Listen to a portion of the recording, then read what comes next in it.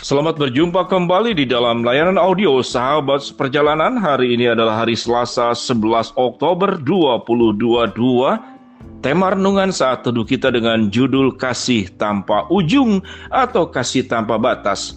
Firman Tuhan terambil dalam Ratapan pasal yang ketiga ayat yang ke-22 sampai dengan ke-23.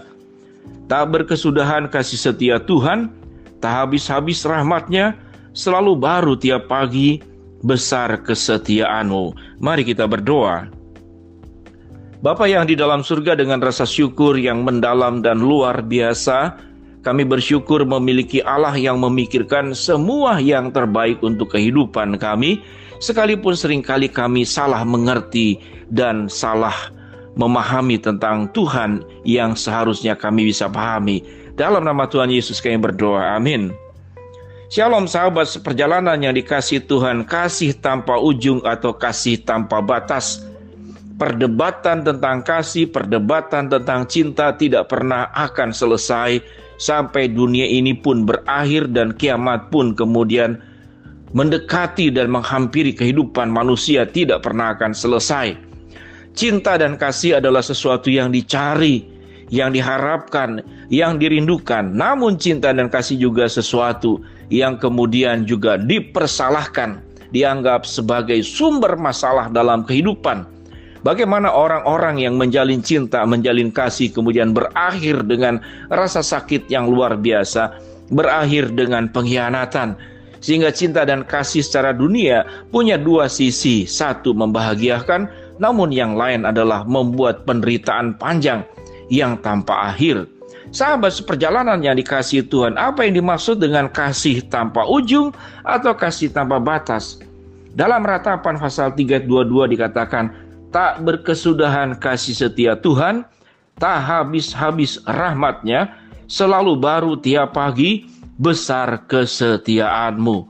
Mari sahabat seperjalanan kita lihat kalimat kata-kata yang ada dalam ayat ini. Yang pertama dikatakan tak berkesudahan. Kemudian ditekankan tak habis-habisnya.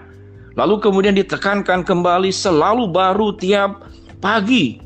Kemudian disimpulkan besar kesetiaan-Mu. Dalam terjemahan aslinya adalah sesuatu yang besar dan tidak ada bandingnya. Dibandingkan dengan apapun tetap kasih Allah sebagai yang besar. Namun yang menjadi pertanyaan, kasih semacam apakah yang diberikan oleh Allah? Maka kasih yang diberikan Allah adalah kasih yang menyelamatkan. Kasih yang memikirkan adalah di penghujung kehidupan kita, jangan sampai kita tersesat, jangan sampai kita salah jalan, kemudian kita salah mengambil keputusan-keputusan dalam hidup ini. Sahabat seperjalanan yang dikasihi Tuhan, kalau kita baca kitab Ratapan di ayat yang pertama dan ayat-ayat yang lain, akulah orang yang melihat sengsara disebabkan cambuk murka-Mu. Ia Tuhan menghalau dan membawa aku ke dalam kegelapan yang tidak ada terangnya. Sesungguhnya aku dipukulnya berulang-ulang dengan tangannya sepanjang hari. Ia menyusutkan dagingku dan kulitku, tulang-tulangku dipatahkannya. Ia mendirikan tembok sekelilingku, mengelilingi aku dengan kesedihan dan kesusahan. Ia menempatkan aku di dalam gelap, seperti orang yang sudah lama mati. Sahabat seperjalanan kitab Ratapan adalah kisah yang ada dalam perjanjian lama, yang menggambarkan sebetulnya kebebalan, kedegilan hati daripada orang Israel. Tatkala kemurahan, kebaikan, kenyamanan, kesehatan, berkat yang Tuhan berikan kepada manusia, kepada orang Israel.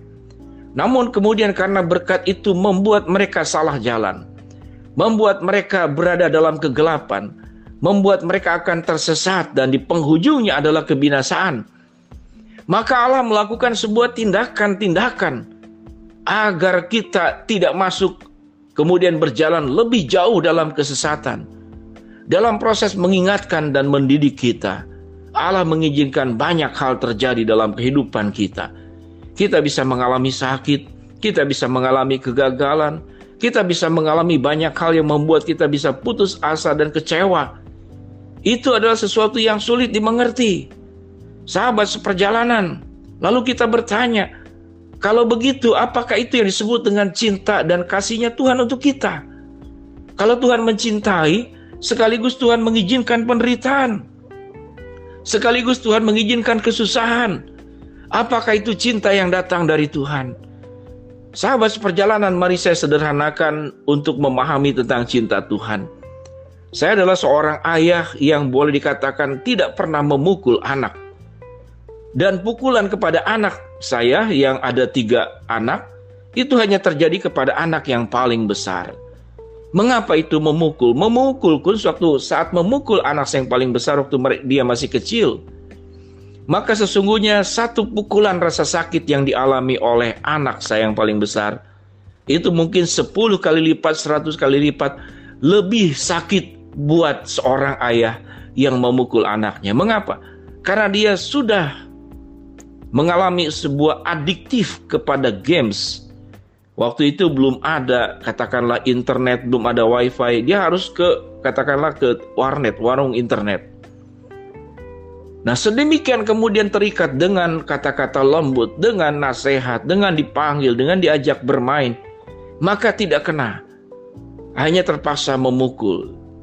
Nah, pukulan itu sebetulnya sangat menyakitkan buat saya pribadi.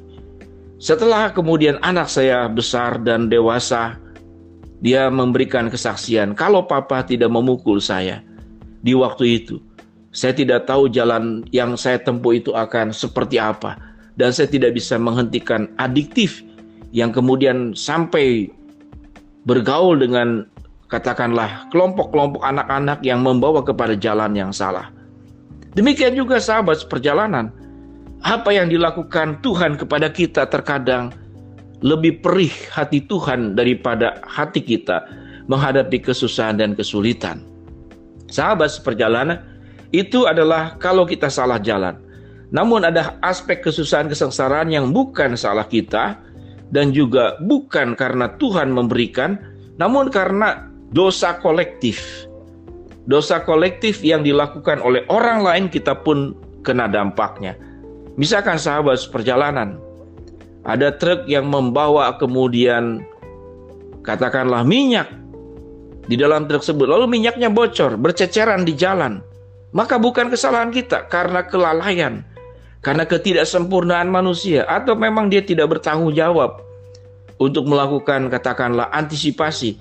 Kemudian itu menimbulkan kecelakaan. Jadi ada kecelakaan yang karena memang kita tidak sempurna, ada di dalam dunia yang setelah jatuh dalam dosa, yang membuat ada banyak faktor terjadi, bencana, kelaparan, dan segala sesuatunya.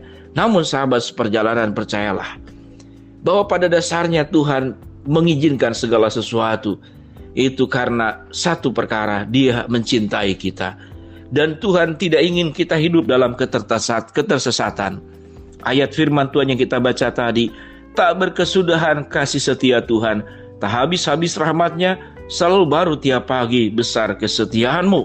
Biarlah kita boleh menghayati, Tuhan tidak pernah merancangkan yang salah. Kalau Tuhan izinkan sesuatu yang tidak sesuai dengan keinginan kita, itu pun demi kebaikan kita. Mari kita berdoa.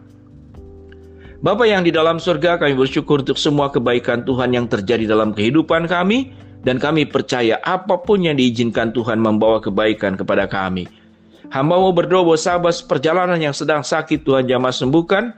Sahabat seperjalanan yang sedang menghadapi masalah, Tuhan bukakan jalan. Sahabat seperjalanan yang sedang berdoa mengharapkan sesuatu, Tuhan kabulkan sesuai dengan rencana waktu dan kehendak-Mu. Dalam nama Tuhan Yesus kami berdoa. Amin. Shalom sahabat seperjalanan, Tuhan memberkati kita semua. Percayalah, tak berkesudahan kasih setia Tuhan, tak habis-habis rahmat-Nya, selalu baru tiap pagi, besar kesetiaan-Mu. Amin.